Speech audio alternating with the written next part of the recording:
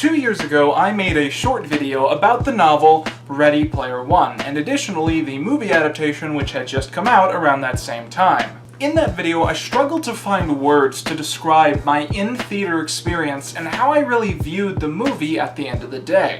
However, with 2 years of hindsight, I think I know exactly how to describe what this little franchise really is. Ready Player One is to the 2010s what Avatar was to the 2000s. Think about it. Both of these films were mainly sold off of being visually captivating, with a core amount of the story featuring CGI settings, which would work to build a unique world unlike any other. And both films are, as I said in my first video, Friday night popcorn movies. The less you think about them as you watch them, the more you like them, and they mainly serve as spectacle that distracts you from the stresses of the real world. But the biggest comparison between these two films is that despite being heavily mainstream at time of release, today their presence has mostly faded away. There's no rewatch podcasts, no Twitter hashtags, no one begging to hear more of the story, and it seems like most people in the world have entirely forgotten about them and rarely think of them unless it's brought up in conversation. But despite this, it seems that both films are going to be getting sequels long after they've faded from the public consciousness, with Avatar 2 scheduled to be released in December 2022, and Ready Player One 2 scheduled to be released... well, no one knows. Potentially never. You see, this book, the book that I'm holding right now, was written around the release of the first film, and the entire purpose in it being crafted was that if another film is made, this is what will be adapted into it. And so Ernest Cline heavily collaborated with Steven Spielberg when coming up ideas for this sequel novel. However, Steven Spielberg has also stated that he might not be ready to take another undertaking like Ready Player One for another 5-10 years. So it legit might be 12 years after the release of the first film that we get a second, just like with Avatar. And then the other possibility is that this book might never be made into a movie, because sequel movies by nature have to heavily rely on nostalgia for the original property. And as ironic as it is, Ready Player One, a franchise about nostalgia, doesn't really seem to have built up a market that has nostalgia for it. I mean, you could pick any Spielberg property in the world, literally any one, and there's probably more people actively clamoring for a continuation. B-movie, literally B-movie. I can easily say there are most likely more people that want a B-movie 2 than people who want a movie based on this. I'm making B-movie jokes. It really is 2018 again. But before we begin, I just want to get one thing out of the way real quick.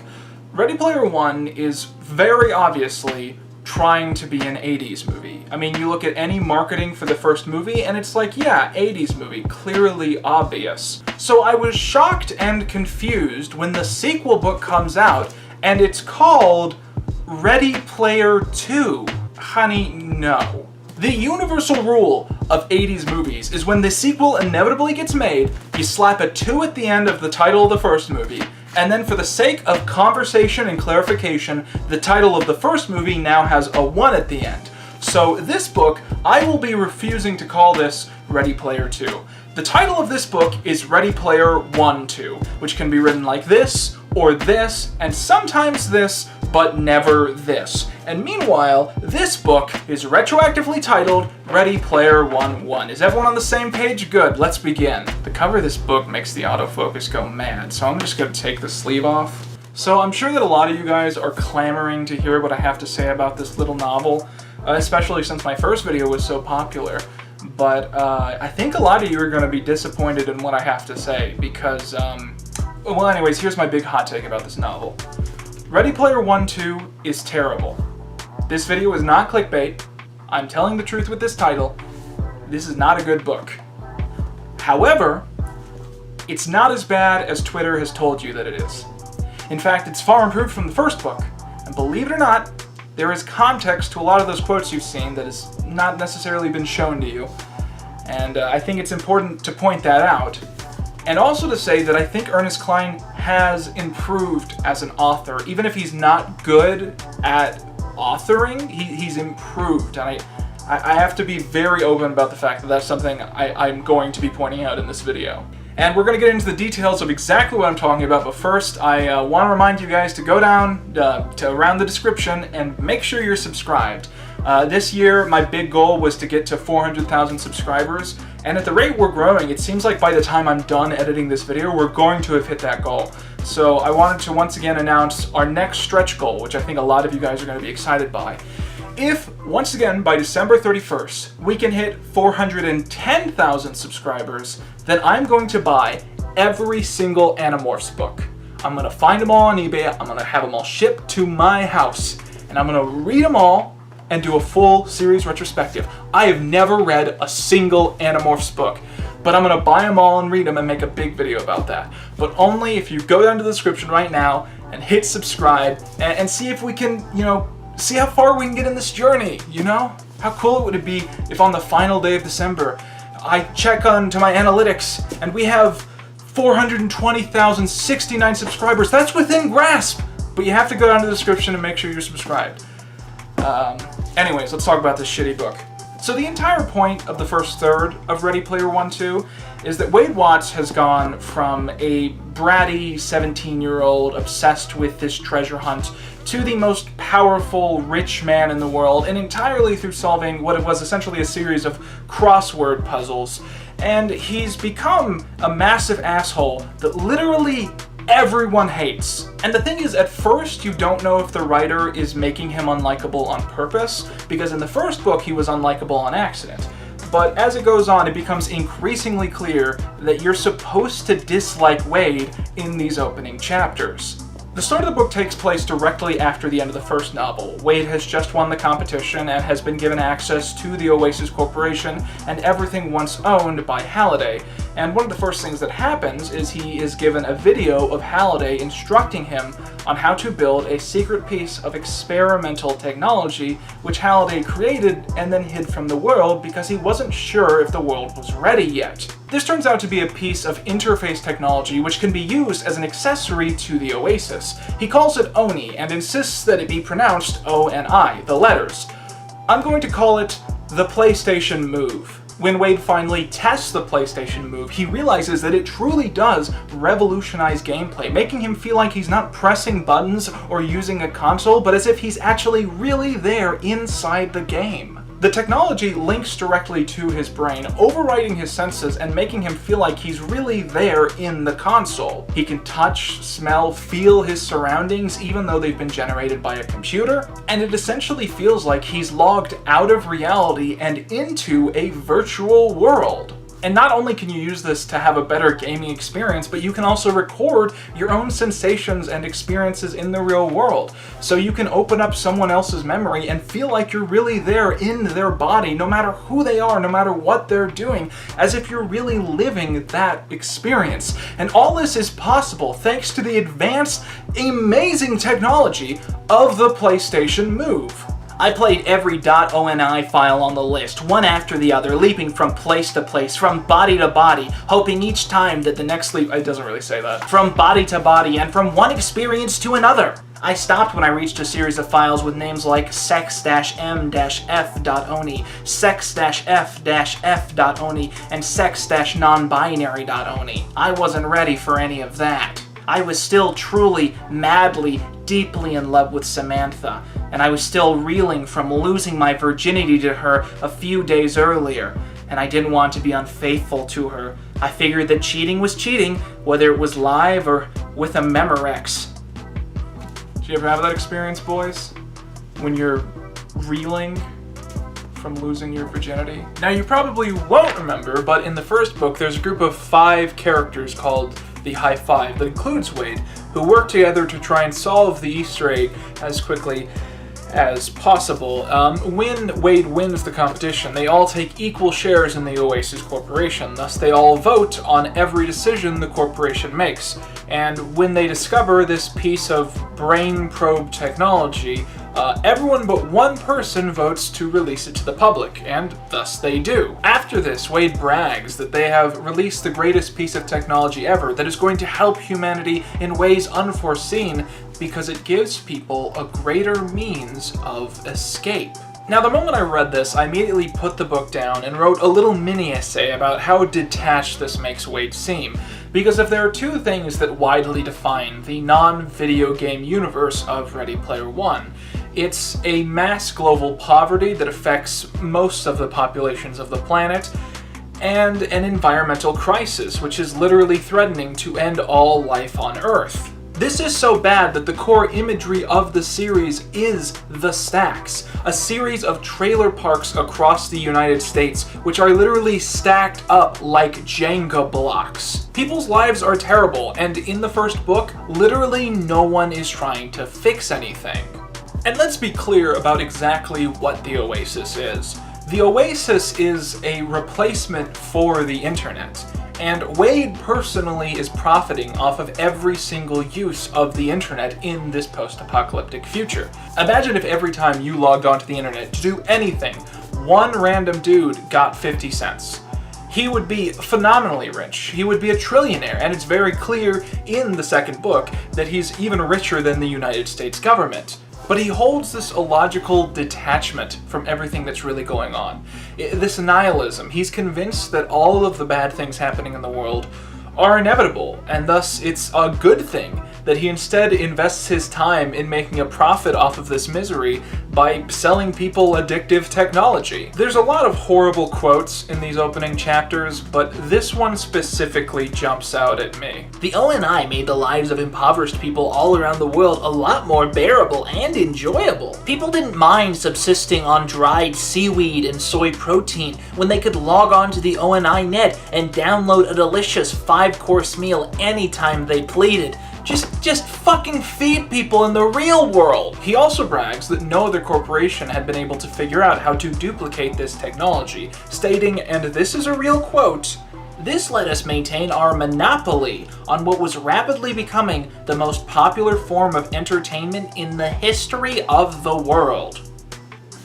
That is not a quote from a protagonist. This is all shockingly different when compared to how his ex-girlfriend Samantha is presented in these exact same segments. When she first learns about this brain-scanning, game-linking technology, she storms into their HQ and flips. "I am never going to let one of these things take control of my brain. Not ever." "How can you form an educated opinion when you haven't even tried it?" H asks quietly.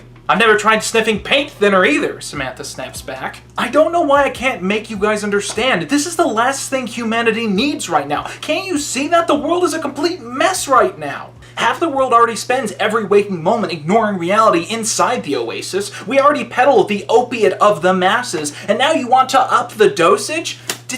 Did you just quote Karl Marx? In a Ready Player One book? Christ, haven't any of you rewatched The Matrix lately? Or Sword Art Online? Plugging your brain and your nervous system directly into a computer simulation is never a good idea. We're talking about giving complete control of our minds to a machine, turning ourselves into cyborgs. Did you just quote Karl Marx in a Ready Player One book? And immediately follow that up by name-dropping Sword Art Online? Isn't this book set in like 2052? Who is rewatching Sword Art Online in the year 2052? So while Wade is trying to innovate video game technology, Samantha is creating social programs to help stop the conditions which led to the stacks. She takes over the buildings which were used for slave labor in the first book and turns them into housing for the homeless, effectively ending homelessness in the United States. She then travels the world trying to understand the total plight of humanity around the globe so she can have a hand in actually fixing the situation. What is Wade doing during this time? He buys the rights to a bunch of films from the 80s and then starts shooting fan-fiction CGI movies. GSS already owned the media companies that owned the movie studios that held the rights to Back to the Future, Ghostbusters, Knight Rider, and The Adventures of Buckaroo Banzai, and by paying hefty licensing fees to the estates of Christopher Lloyd, David Hasselhoff, Peter Welker, Dan Aykroyd, and Bill Murray, I was able to cast computer-generated factors, facsimile actors of each of them in my film. This allowed me to finally bring my long-standing fanboy dream to life, an epic crossover film about Dr. Emmett Brown and Dr. Buckaroo Banzai teaming up with Knight Industries to to create a unique interdimensional time vehicle for the Ghostbusters, who must use it to save all 10 known dimensions from a What the fuck? I can't even read this. After this fails, he gets jealous of all the successful charity projects that his ex has been setting up, and he tries to set up his own charity, but it's... Let me just read it. I founded the Parsival Release Organization, a non-profit that provided free food, electricity, internet access, and ONI headsets to orphaned and impoverished kids. You what? Yeah, so my ex-girlfriend is ending homelessness and traveling around the world, but me, I'm doing something better. I'm selling crack cocaine to children and teaching them how to flip it for a profit. And as a final note of arrogance, he gets all this money from selling this overtly evil technology, and guess what he does with it? He builds a space station. So when the environmental crisis happens and everyone on the planet dies, he can take all of his rich friends and blast off into space and find somewhere else to live. And I know you guys see these subsections and presume that Ernest Cline is some sort of Rick Sanchez person that believes this sort of ambivalence is simply logical and the correct choice to make. But it's important to point out that at this stage in the novel, everyone in the world hates Wade Watts. His ex-girlfriend is treated like a saint who is trying to save the world because that's literally what she is. And even among his own fans, he is treated as this eccentric billionaire who has not adapted well to suddenly being one of the richest and most important people on the planet. In Chapter 7, when he meets one of his most diehard fans, who is a VTuber and also trans, this is the exchange that they have. But please, do all your diehard fans like me a favor and don't do anything else to embarrass us, okay? Before I could respond, she held up both hands, gave me a sheepish grin, and kept right on talking at a rapid-fire pace. I say that with all due respect, of course, because I do respect you and everything you've accomplished. You've just lost your way a little bit, which makes sense. You suddenly became rich and famous. You know what Bill Murray said about that? When you become famous, you've got like a year or two where you act like an asshole. You can't help yourself. It happens to everybody. You got like 2 years to pull it together, or it's permanent. I frowned at her. I've been famous for well over 3 years now. Passages like this in the book make it feel like Ernest is reaching through the text and grabbing you by the lapel and saying, yeah, I know Wade sucks. You guys told me for 10 years that Wade sucks. This time I'm doing it on purpose. Oh yeah, but we haven't gotten around to actually discussing the real plot of the book, and I imagine we're already like 20 minutes in, so we should probably do that real quick. Anyways, they start selling the PlayStation Move, and it sells like crazy, and at some point, in the middle of it selling really well, a second Easter egg hunt appears in the game. This one is inviting the heir to search for shards hidden across the Oasis. This freaks everyone at the Oasis Corporation out, because no one knew that there was ever going to be a second hunt, and no one knows what it actually entails. The only thing anyone can piece together is that it has something to do with the dead wife of Halliday's best friend. Remember that plot? You remember that subplot in the movie? The one part that everyone unanimously agreed was kind of stupid? Well, that's the rest of the book. It's more of that. So for some time, Wade rots away in this depressive state where he's caught between thinking about his superhero ex and this final competition that he just can't figure out at all. But suddenly, he's able to solve the first part of the competition thanks to his trans VTuber biggest fan. But after solving that first piece, he logs out for the night because, as you'll remember, you can only play the game for 12 hours a day, or else it will literally kill you. One thing I want to point out is that throughout the book, characters continue to directly name-drop Sword Art Online, and it's really weird whenever it happens, because that's certainly outside of the usual pantheon of 1985 bullshit that Ernest Cline typically pulls from. But then, about halfway through the book, it all starts to make sense. Ready Player One 2 is a direct and hyper-apologetic knockoff of Sword Art Online. And here's the thing. You know how at the start of the video I mentioned that Steven Spielberg came up with a lot of the ideas for this book? Well, it's my hypothesis that all of these things are his ideas, because they're all set up in the first movie but not the first novel. So what I think happened is that Ernest Cline went to Steven Spielberg, asked him what he would like to see in the second novel, and Steven Spielberg said, well, I think the plot should head in this direction, and we should do this and this and this, and to add stakes, we'll do this. And Ernest Cline went, that's Sword Art Online. You just described the plot to Sword Art Online.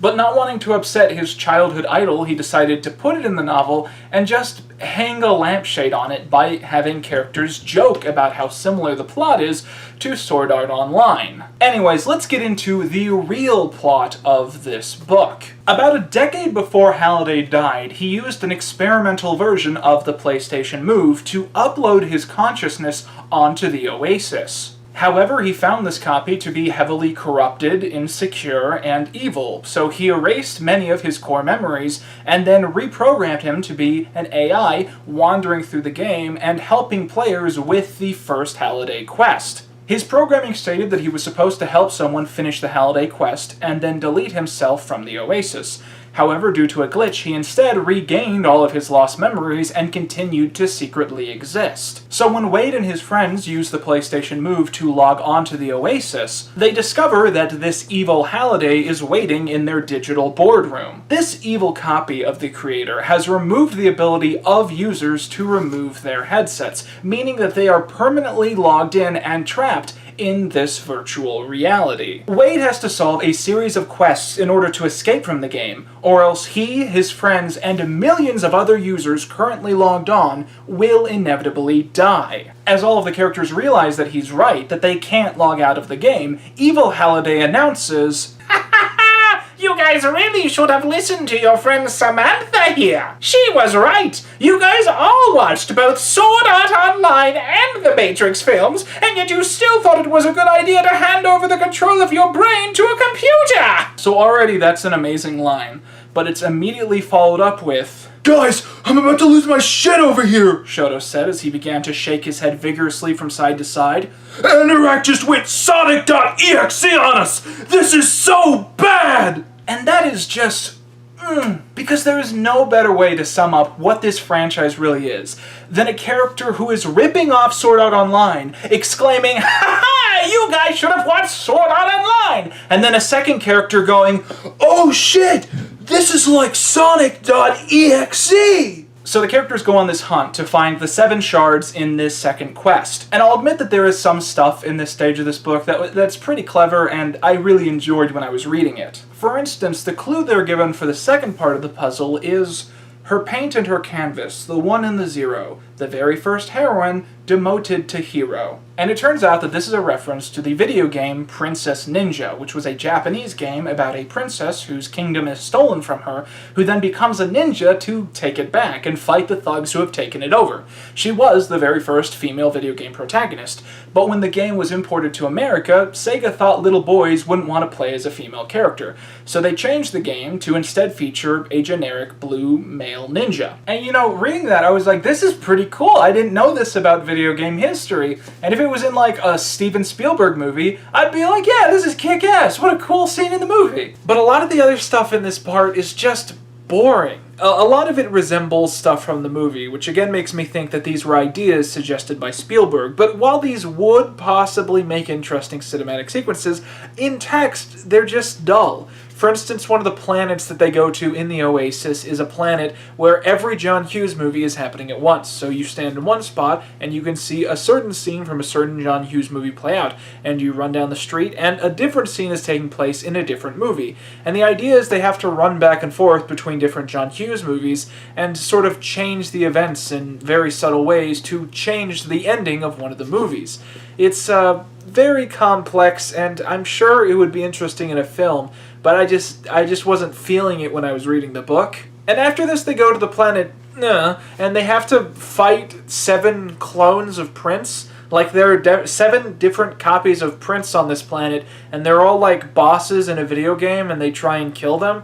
And it was just like, these are just words, man. It's like, it's fucking empty space. I don't know what any of this shit means. Okay, so here's the big twist of the book. You remember how Halliday used an experimental version of the PlayStation Move to upload his own consciousness into the Oasis? Well, after fixing the few small bugs which had caused his own copy to turn evil, Halliday convinces Kira, who you'll remember is the woman that he's in love with and the soon-to-be-dead wife of his best friend, to test the PlayStation Move. And thus, he created an AI copy of Kira in the Oasis without her consent. Halliday, the real Halliday mind you, hoped that he could spend his remaining years with this artificial Kira in the Oasis, convincing her to love him. However, the digital Kira was the same woman, and still loved her husband and not Halliday. Halliday eventually came to realize that this was all a massive mistake, but also realized that to delete the digital Kira would essentially be murder, so he and the digital Kira came up with a plan. They would split her coding into 7 different pieces and hide it across the Oasis, with the intention that her husband would eventually be the person to bring her back to life. And this is why evil Halliday, or relatively more evil Halliday, wants these 7 shards, because he wants to combine them, resurrect Kira, and then brainwash her into loving him, even if that means completely rewiring her personal memories. Now, this whole sequence is supposed to be really fucked up, and the whole point is that it's Wade going through this process of changing how he looks at this man that he spent his entire life nostalgically worshipping. Directly after learning about this, Wade states, "Certainly, I felt closer to Kira now, more aware of her as a human being and an artist, and I saw James Donovan Halliday far more clearly too. He had undeniably been a genius, but until just one day ago, I had viewed him as a benevolent one, whose brilliance and inventiveness had only elevated humanity. Now it was impossible to deny that he had also been a profoundly fucked up human being, immoral, disturbed, emotionally detached, a techno-hermit who had betrayed the trust of his 2 best friends in the world. My days of lionizing him were at an end. Of course, there was still a good chance that all of my days were about to end, but still." Can we just take a step back, ladies and gentlemen, and give a round of applause? You did it, Ernest! You did it, man! You wrote themes into a book! I legitimately didn't think you could do it! While this is going on, there's a bunch of stuff going on in the real world. Honestly, if you're that invested, go read the Wikipedia description. The whole point is that it turns out that Ogden, Halliday's best friend, who is now a very old man, is the only person in the world whose character model in the Oasis has the capabilities of killing someone like the evil Halliday clone. So, despite the fact that he gets shot in the real world in the plot, he manages to log into the game, find the one sword that can do this, and he kills the evil Halliday persona, then promptly dies in the real world himself. But his final wish is that the digital Kira should be allowed to be resurrected. And so they bring the digital Kira back to life and explain everything to her, and she gives them a magical wand that can resurrect anyone who's ever used the PlayStation Move. Because here's where shit gets stupid. It turns out anyone who's ever used the PlayStation Move has actually also had their brain backed up on the Oasis. So literally anyone who's ever used the console can be brought back to life by re-uploading and animating the copy of their brain from the last time they played the console. And so Wade just starts zapping people back to life without any thought. Boom! Ogden's back to life. Hey, your grandma's dead, she used this game once. Boom! There's your grandma's back to life. Boom! Boom! Boom! Everyone gets immortality. And it's overwhelmingly written like this is a very good thing and not really fucked up. Because think about that for a moment. The biggest corporation in the world now essentially owns files of almost every human being to live on the Earth during the lifetime of this console. Imagine if, like, Amazon had copies of all of the brains of any person who had ever used the site. They would start, like, copywriting your brain, right? Surely that would be the first move.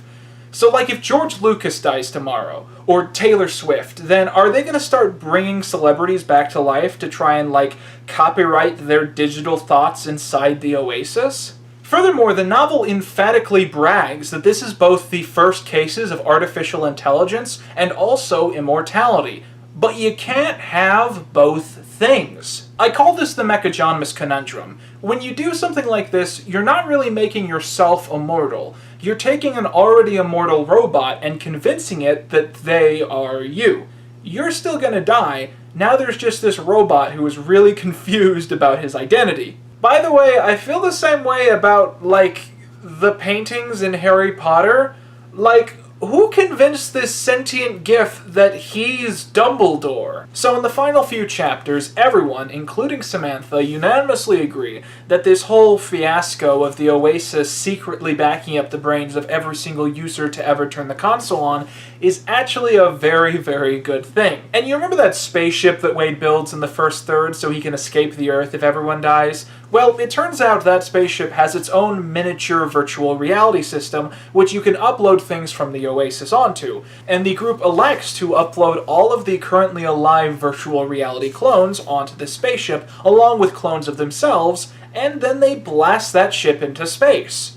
And in the final epilogue, we find out that the entire book has actually been written by the AI clone of Wade, who is on this space station. And as they continue to blast off into space, boldly going in one direction vaguely forever, artificial Wade reflects on the very little contact he's had with the real Wade back on Earth. The real Wade has become a very grounded person, focused on fixing the real world with his wife, Samantha, and he's raising several kids with his wife and hoping that they can turn humanity around.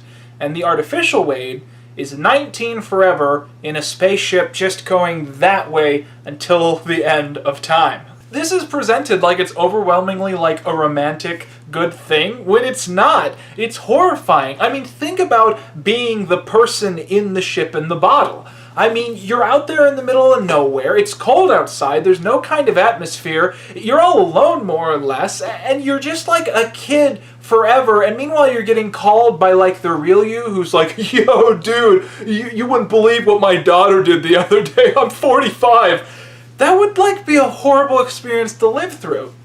And you know, I'm tempted to say that this is accidentally a really smart character bit.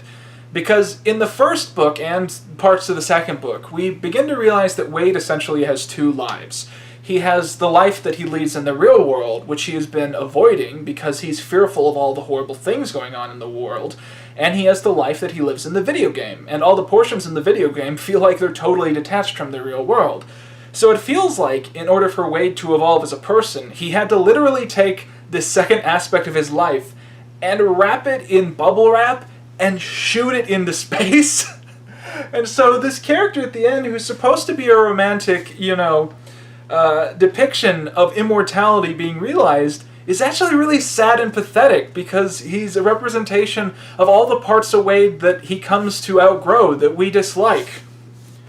But that wasn't probably on purpose. This book sucks. But you know, I really do feel like I have to defend this book at least a little. Because while there are a lot of like cringy moments and lines and passages reminiscent of the first book, which are, by the way, as you can see, mostly in the first third, the biggest problem with the novel, at least to me, is that it feels like a horse designed by committee. It really feels like Warner Brothers went up to Ernest Cline and they said, hey look, there's a 40% chance we're going to make a second movie, you know, write a second book and put these things in. And then Steven Spielberg came up and he said, hey look, there's a 15% chance we're going to make another movie. Here's some ideas, put this into the book. And meanwhile, he's also like grappling with the real faults of the novel that he's heard constantly for 10 years, that he's probably actually come to accept. So it really feels like 4 or 5 drafts, almost written by different people, which have been stapled together at points. It feels like the characters are also split up that way. You could analyze Samantha from chapter 1 to chapter 7 and then chapter 7 to the end as if they're two completely separate entities, and you really imagine them almost as played by different actresses when the novel is visualized in your head, and there's a lot of little issues like that.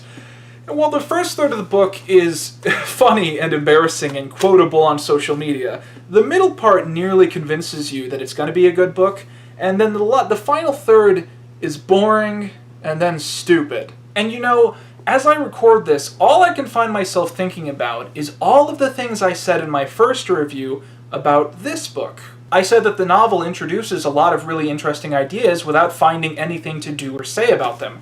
I said that Wade Watts is a horrible human being, but it's unclear if that is on purpose or on accident, and that it seems overwhelmingly like he's simply a stand-in for this author in particular. I said that Halliday is a figure that is really messed up and could be interesting, but is never analyzed, and that there are no themes in the book and no thesis statements made about Halliday or nostalgia or the hunt in particular at all. And I said, most of all, that Wade is a Gary Stu who doesn't need help from his friends because he immediately knows the answers to each and every situation. And the biggest thing I'm taking away from Ready Player One 2 is I can't say any of those things about this book. Like, honestly, my biggest hot take about the novel is that even though it's not great and I wouldn't recommend it, and it's a little cringy, it is far, far improved from the first novel, and it's almost as if he wrote it entirely to justify the choices and mistakes he made back in 2011. I'm honestly surprised for him to go from someone who wasn't trying and made a bad piece of media to someone who was trying really hard and still didn't quite hit the mark. It's an improvement in character from the perspective of the author, even if his writing hasn't necessarily improved, and that is like the number one thing I'm walking away from the book with. I didn't write an end of this video, I kind of forgot, and the script just kind of stops on page 11.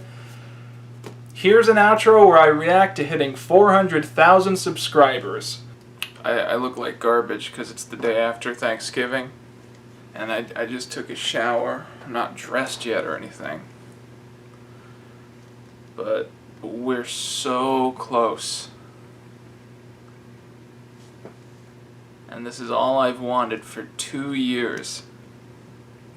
YouTube does this horrible thing where it just sporadically updates this randomly. So I never know. I never know. We could have hit it by now, for all I know. I feel confident that we've got there. And I'm kind of annoyed. Because it seems to me the number's definitely gone up, and YouTube just doesn't feel like fucking telling. Ah! 2 years. 2.5 goddamn years, man. Now I can quit and get a real job. I wish I could have more waterworks, but I just want to say I'm grateful, and I guess I'll stick this at the end of Ready Player One too. And I also want to say, I guess, you know, the general stuff. I mean, I want to keep this up. I want to see if we can get to 500 next year. You know? And I want to see how far we can get this year. So, you know, again, if you want, we've got iCarly's in the bag. We're going to do that next year. We're going to do that in 2021. If you want Animorphs as well, then make sure you're subscribed. Help us keep this momentum going.